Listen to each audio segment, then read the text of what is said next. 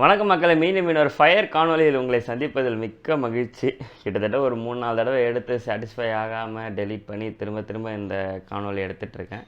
So அது என்னென்னு பார்த்தீங்கன்னா நிறைய பேர் இன்ஸ்டாகிராமில் யூடியூப்பில் இன்வெஸ்ட் பண்ணுங்கள் அப்படின்ட்டு சொல்லுவாங்க. இதில் பண்ணுங்கள், அதில் இன்வெஸ்ட் பண்ணுங்கள் அப்படின்ட்டு நம்மளுக்கு நிறைய விதமான கான்டென்ட் வரும். அப்படி இன்வெஸ்ட் பண்ணலைன்னா என்ன ஆகும் அப்படின்ட்டு தான் நான் யோசித்து பார்க்கும்போது, சரி இதை பற்றி நம்மளுக்கு தெரிஞ்சதெல்லாம் ஷேர் பண்ணலான்ட்டு தான் இந்த காணொலி மக்களே. அப்படி நீங்கள் சம்பாதிக்கிற பணத்தை சேர்த்து வைக்கலன்னா என்ன ஆகும், அதனால் என்ன பிரச்சனையெல்லாம் உங்களுக்கு ஃப்யூச்சரில் வர வாய்ப்பு இருக்குன்ற மாதிரி எல்லா டீட்டெயில்ஸும் எனக்கு தெரிஞ்சது இந்த காணொலியில் நம்ம பார்ப்போம். வாங்க என்னோடய காணொலிக்குள்ளே போகலாம். இதுக்கு நம்ம ஒரு பேசிக் எக்ஸாம்பிள் எடுத்துப்போம் மக்களே. ஆவரேஜாக நீங்கள் மாதம் ஒரு 50,000 சம்பாதிக்கிறீங்க. அந்த 50,000 உங்களுக்கு ஒரு 30,000 மாத செலவுங்களில் போயிடுது. அது ஹவுஸ் ரெண்ட்டு, இல்லை electricity bill, phone recharge, car petrol, EMIs சொல்லிட்டு உங்களுக்கு ஒரு 30,000 போயிடுது. மாதம் தோராயமாக ஒரு 20,000 நீங்கள் சேர்த்து வைக்க முடியுன்ற. நீங்கள் என்ன நம்பர் வேணால் எடுத்துக்கலாம். நான் எக்ஸாம்பிளுக்கு இந்த ஒரு நம்பர் சொல்கிறேன். ஸோ ஒரு 20,000 உங்களால் சேர்த்து வைக்கிறதுன்ற நம்ம கனெக்ட் பண்ணிப்போம். அதுவும் இல்லாமல் ஒரு சில அசம்ஷன்ஸ் நம்ம மேக் பண்ணுவோம். நீங்கள் ஒரு சேலரிடு எம்ப்ளாய்டாக இருந்தால் வருஷம் உங்களுக்கு ஒரு 10% ஹைக் வரும் அப்படின்ட்டு பார்த்துப்போம். அதே மாதிரி இன்ஃப்ளேஷன் வருஷம் ஒரு 7-8% அதிகமாகும் அப்படின்ட்டு பார்ப்போம். இன்ஃப்ளேஷனாக என்ன, இதை பற்றிலாம் கம்ப்ளீட்டாக டீட்டெயில்டாக ஒரு காணொலி தனியாக நம்ம பார்ப்போம். இப்போதைக்கு உங்களோட காஸ்ட் ஆஃப் லிவிங், ஏதாவது இந்த வருஷம் பெட்ரோல் 100 இருக்கும், அடுத்த வருஷம் அதே பெட்ரோல் அதே கார் நீங்கள் யூஸ் பண்ணணும்னா 108 செலவு பண்ண வேண்டியது வரும். ஸோ அதுதான் காஸ்ட் ஆஃப் லிவிங் ஒரு 8%ன்னு பார்த்துப்போம். உங்களுக்கு ஒரு வேலைக்கு சேர்ந்து 50,000 சம்பாதிக்கணுன்னா எனக்கு தெரிஞ்ச ஆவரேஜாக ஒரு 30 வயசில் இருந்தால் ஒரு நார்மல் மிடில் கிளாஸ் பர்சன் ஒரு 50,000 சம்பாதிக்க முடியும் அப்படின்ட்டு நான் அஸ்யூம் பண்ணுறேன். ஸோ நீங்கள் உங்கள் 50 வயசில் ரிட்டையர் ஆகிறீங்கன்னா உங்களுக்கு இன்னும் ஒரு 20 வருஷம் உங்களுக்கு ஒர்க்கிங் லைஃப் பேலன்ஸ் இருக்குது. நீங்கள் ரிட்டையர்மெண்ட் ஆனதுக்கப்புறம் எந்த ஒர்க்கும் பண்ண விருப்பம் இல்லை. அதுக்கப்புறம் இந்த செலவுகள் உங்களுக்கு கான்ஸ்டன்ட். இதுக்கு மேலே உங்களுக்கு அதிகமாகவும் செலவாக போகிறதில்ல, கம்மியாகவும் செலவாக போகிறதில்ல அப்படின்ற மாதிரி பேசிக் அசம்ஷன்ஸ் தான் இது. இதெல்லாம் ப்ராக்டிக்கலாக இல்லைனாலும் ஒரு இன்வெஸ்ட் பண்ணலன்னா என்ன ஆகும்னு நம்ம புரிஞ்சுக்கிறதுக்காக இந்த மாதிரி ஒரு சில அசம்ஷன்ஸ் நம்ம எடுப்போம் மக்களே. இந்த 20,000 என்ன ஆகும்னா 20,000 நீங்கள் அப்படியே இந்த கேஷாக ஒரு 20,000 20 வருஷத்துக்கு நீங்கள் சேர்த்து வச்சிங்கன்னா உங்கள்கிட்ட மாதம் 20,000 20 வருஷத்துக்கு நீங்கள் போட்டிங்கன்னா கிட்டத்தட்ட ஒரு 1,70,00,000 இருக்கும் மக்களே. நீங்கள் கால்குலேட்டர் போட்டு பார்க்கலாம். 20,000 × 12 × 20 போட்டிங்கன்னா ஒரு 1,70,00,000 இருக்கும். சின்ஸ் உங்களோட எக்ஸ்பென்ஸ் ஃபிக்ஸடுன்றனால லைஃப் ஸ்டைலும் பெருசாக சேஞ்ச் ஆக போகிறதில்ல. புதுசாக வீடு வாங்கணும், கார் வாங்கணும், அந்த மாதிரி பெரிய இது இல்லாததுனால இந்த 1,70,00,000 உங்களோட 50வது வயசுலேருந்து உங்களுக்கு எத்தனை வருஷம் இல்லைனா எத்தனை மாதம் உங்களுக்கு யூஸ் ஆகும்னா ஞாபகம் வச்சுக்கோங்க. இன்ஃப்ளேஷன் வருஷம் 8% ஏறும் அப்படின்னு சொல்லியிருக்கோம். என்னாவது விலைவாசி வருஷத்துக்கு 8% இந்தியா மாதிரி கண்ட்ரியில் இன்ஃப்ளேஷன் ஹை. ஸோ இந்த நம்பர் நம்ம சேஃபாகவே அஸ்யூம் பண்ணலாம் ஹோலிஸ்டிக்காக எடுத்து பார்த்தோன்னா. ஸோ அரௌண்ட் 8% அந்த மாதிரி போட்டோன்னா இந்த 1,70,00,000 உங்களுக்கு பார்த்திங்கன்னா வெறும் 8 வருஷத்துக்கு தான் மக்களே இந்த பணம் உங்களுக்கு போதுமானதாக இருக்கும். அதுக்கப்புறம் நீங்கள் உங்களோட இந்த அக்யூமுலேட் பண்ண வெல்த் டோட்டலி 0 ஆகிடும். இது எப்படின்னா 1.7 crore நீங்கள் வருஷத்துக்கு 8% அதிலேருந்து எடுத்துக்கிட்டே வாங்க. உங்களுக்கு அதுவும் இல்லாமல் உங்களுக்கு மாதம் 30,000 சம்பளமும் இருக்குது. வருஷத்துக்கு 8% உங்களோட செலவினங்களும் ஏறும் அப்படின்னு நீங்கள் கணக்கு போட்டிங்கன்னா அதிகபட்சம் உங்களால் ஒரு 8 வருஷம் நிம்மதியாக வாழ முடியும் மக்களே. அதுக்கப்புறம் திரும்பி உங்களுக்கு பண தேவைகள் வரும். அதுக்கப்புறம் என்ன ஆகும், 8 வருஷத்துக்கு கழிச்சு நீங்கள் என்ன பண்ணுவீங்க அப்படின்ற ஒரு பெரிய கேள்விக்குறி உங்கள்கிட்ட நிற்கும். ஸோ இதை நம்ம எப்படி டேக்கிள் பண்ணணும், இல்லை இதுலேருந்து எப்படி நம்ம மீண்டு வரணும். கஷ்டப்பட்டு ஒரு 1,70,00,000 நம்ம சேர்த்து வச்சுட்டோம். அதை ஒரு நல்ல முறையில் ஒரு முதலீடு பண்ணி அதிலேருந்து வருமானத்தை வச்சு மீதி இருக்க என்டையர் லைஃப் எப்படி நம்ம சந்தோஷமாக வாழ முடியும் அப்படின்றத பார்க்கறதுக்கு தான் முக்கியமாக நம்மளுக்கு இன்வெஸ்ட்மெண்ட் அப்படின்ற ஒரு இதுக்கு வரும். வேரியஸ் டைப் இருக்குது. ஈச் அண்ட் இண்டிவிஜுவல் டைப் பற்றி போக நம்ம டீட்டெயில்டாக ஒவ்வொரு காணொலி ஒவ்வொரு வெள்ளிக்கிழமை நம்ம பார்ப்போம் மக்களே. இப்போ ஒரு சில அசம்ஷன்ஸ் பார்ப்போம். நீங்கள் 20,000 ஹார்ட் கேஷாக ரீட்டைன் பண்ணதை உங்களுக்கு தெரிஞ்சிச்சு அது வேஸ்ட்டு. அதை வச்சு உங்களால் ஒரு 8 வருஷம் தான் தாக்கு பிடிக்க முடியும்ன்ட்டு நீங்கள் இன்வெஸ்ட் பண்ணணும்னு முடிவு பண்ணிட்டீங்க. எந்த இன்ஸ்ட்ருமெண்ட்டுன்றது நம்ம இப்போதைக்கு அதை தள்ளி வச்சுட்டு ஆவரேஜாக ஒரு 12% உங்களுக்கு உங்களோட இன்வெஸ்ட்மெண்ட் ரிட்டர்ன் வருது அப்படின்ட்டு நம்ம கணக்கு வச்சுப்போம். இந்த 12% ஈஸியாக உங்களால் அச்சீவ் பண்ண முடியும். நிஃப்டி இண்டெக்ஸோட லாங் டேர்ம் ரிட்டர்ன் வந்து பெஸ்ட் ரிட்டர்ன் அரௌண்ட் 12% உங்களுக்கு வரும். ஸோ நீங்கள் வந்து இதை வந்து லாங் டேர்ம் இன்வெஸ்ட்மெண்ட் ஈஸியாகவே இந்த 12% நீங்கள் வந்து அசியூம் பண்ணலாம். ஏதோ ஒரு நம்பர் சும்மா வீடியோக்காக இல்லை, நிஃப்டியோட இண்டெக்ஸ் ரிட்டர்ன் வந்து ஆவரேஜாக 12% லாங் டேர்மில் நீங்கள் ஈஸியாக அசியூம் பண்ணலாம். ஸோ முதல் வருஷம் கடைசியில் உங்களுக்கு வந்து 2,40,000 இருக்கும். ஸோ நீங்கள் வந்து அசியூம் இந்த 2,40,000 வந்து நீங்கள் வந்து அந்த 20 வருஷத்துக்கு அப்படியே இது பண்ணிக்கிட்டே போகிறீங்க, இன்வெஸ்ட் பண்ணிகிட்டே போகிறீங்க. வருஷம் 2,40,000 அப்படின்னு பார்த்தீங்கன்னா, இந்த முதல் வருஷம் நீங்கள் இன்வெஸ்ட் பண்ண 2,40,000 12 வருஷம் அதோட 12% நீங்கள் அதோட ரிட்டர்ன் கேல்குலேட் பண்ணிங்கன்னா 20,67,000 ஆகும் மக்களே. இதே மாதிரி நீங்கள் வருஷம் ஒரு 2,40,000 வச்சுருப்பீங்க கரெக்டாக. முதல் வருஷம் ஒரு 2,40,000 சேர்த்து வச்சுருப்பீங்க, ரெண்டாவது வருஷம் ஒரு 2,40,000 சேர்த்து வச்சுருப்பீங்க. இந்த மாதிரி உங்களோட என்டையர் அமௌண்ட்டை வந்து ஒவ்வொரு வருஷமும் நீங்கள் வந்து 12% ரிட்டர்ன் தர மாதிரி நீங்கள் இன்வெஸ்ட் பண்ணுறேன் அப்படின்ட்டு இது பண்ணிங்கன்னா ஓவரால் உங்களோட ஃபைனல் கார்பஸ் அந்த 20 இயர்ஸ் கழித்து உங்கள்கிட்ட எவ்வளோ இருக்குன்னா 4,26,00,000 இருக்கும் மக்களே. நல்லா ஞாபகம் வச்சுக்கோங்க. போன இதில் நம்மள்ட்ட 1,70,00,000 இருந்தது.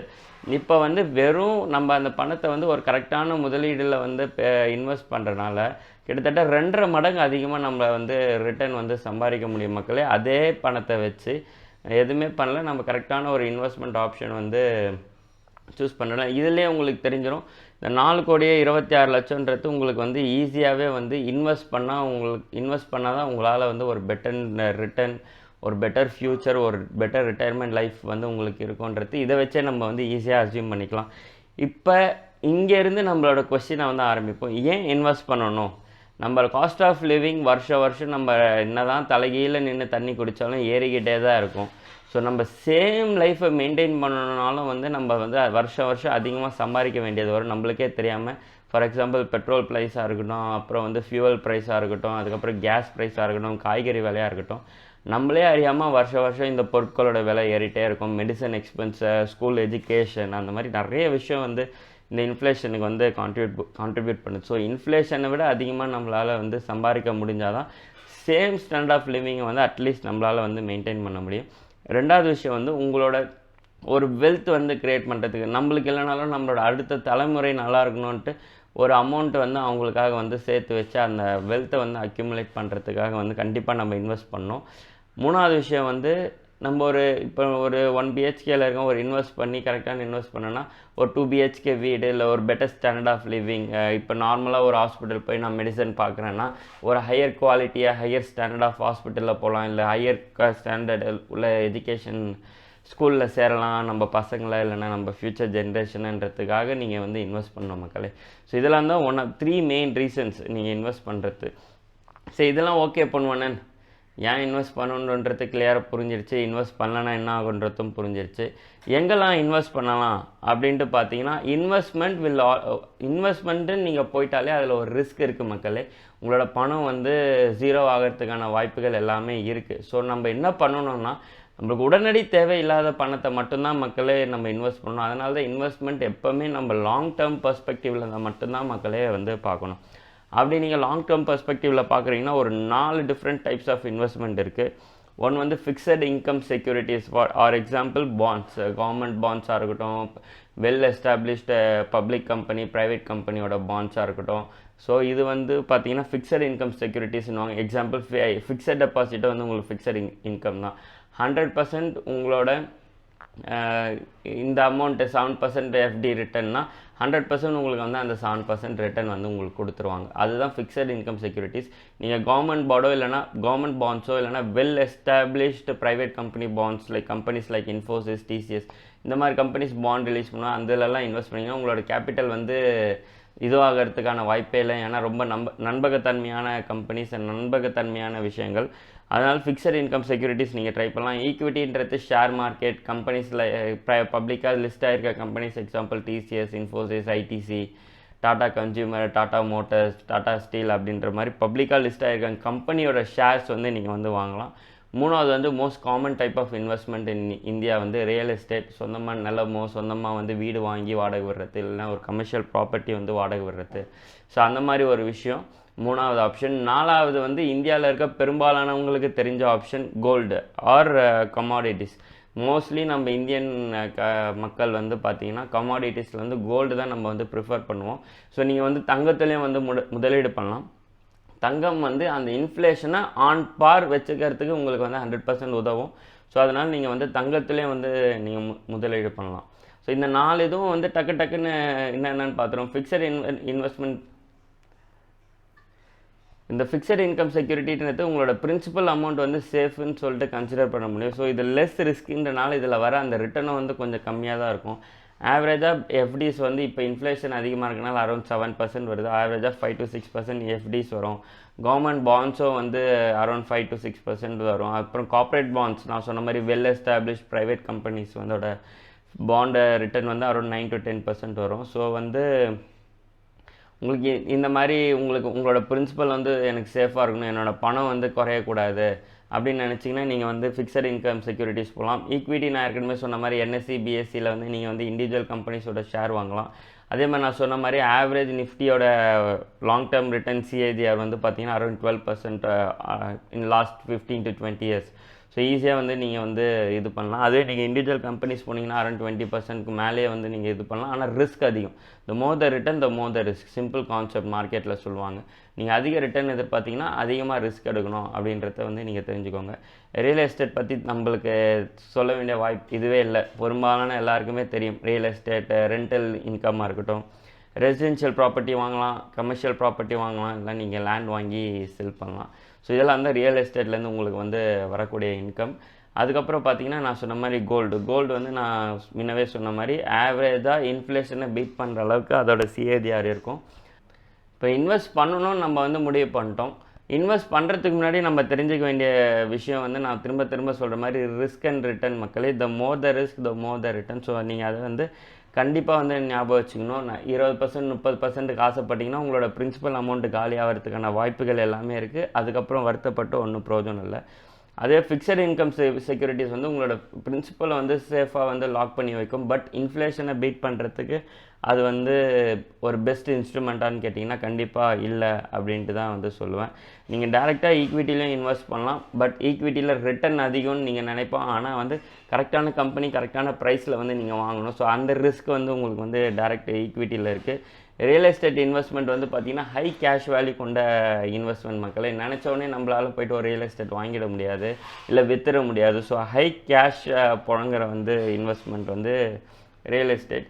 கோல்டு வந்து பார்த்தீங்கன்னா நான் திரும்பியும் சொன்ன மாதிரி gold is one of the best option to be on par with இன்ஃப்ளேஷனுக்கு சரிசமமாக இருக்கிறதுக்கு உங்களுக்கு வந்து கோல்டு வந்து யூஸ் ஆகும். என்னை பொறுத்தளவுக்கு இதில் எந்த கிளாஸ் நீங்கள் இன்வெஸ்ட் பண்ணலன்னா உங்களோட ரிஸ்க் அப்படைட் பொறுத்து தான். நிறைய பேர் சொல்லுவாங்க வயசு ஆக வந்து ஃபிக்ஸட் இன்கம்ல தான் இன்வெஸ்ட் பண்ணணும்.